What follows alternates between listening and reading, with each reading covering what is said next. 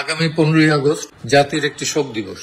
আপনারা যে যেখানে থাকেন, সেদিন শুক্রবার সেহেতু অন্তত কালো জামা না হলেও কালো একটা ব্যাজ ধারণ করেন এবং বঙ্গবন্ধু এবং তার পরিবারের যে 16 জন পরিবার এবং 2 জন বাইরের বোধহয়, একজন কর্নেল জামিল আর একজন হলো বরিশালের রিন্টু, আপনারা তাদের জন্য দোয়া করবেন আল্লাহর কাছে। কারণ বঙ্গবন্ধু আমাদের জাতির পিতা, তার যৌবনের 17টা বছর কারাগারে কাটিয়েছে। পাকিস্তানিদের সাথে কিভাবে ফাইট করেছে, একটা ফাইট হলো 9 মাসের যুদ্ধ, সেটা না, তার আগে রাজনৈতিক যুদ্ধ সেটা।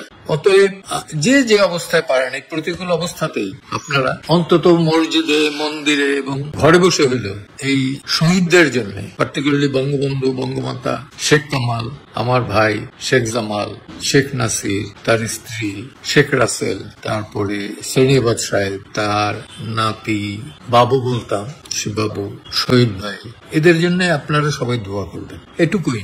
শোক জানাবার জন্য যে আমাদের 32 নম্বর যেতে হবে তেমন না, কবরে যেতে হবে, কবরস্থানে যেতে হবে তাও না। যেখানে বসে দোয়া করব সেটাই আল্লাহ তাআলা কবুল করবেন। অন্তরে শ্রদ্ধা যদি থাকে, শ্রদ্ধা অবশ্যই আমরা যারা ভালোবাসেন, যারা মনে করেন যে জয় বাংলা জাতীয় স্লোগান, যারা মনে করেন যে বঙ্গবন্ধু জাতির পিতা, অবশ্যই তারা যেন হাত তুলে শুধু ওই দিন না, সবসময় তাদের জন্য দোয়া করবেন। নামাজ তো আমরা পড়ি, সেই নামাজের ভেতরে একটু না হয় একটা লাইন বাড়িয়ে নিলাম, এই আর কি আপনাদের প্রতি আবেদন। মঞ্চ 71 থেকে আমি জেডাই খান পান্না আপনাদের কাছে আবেদন জানাচ্ছি।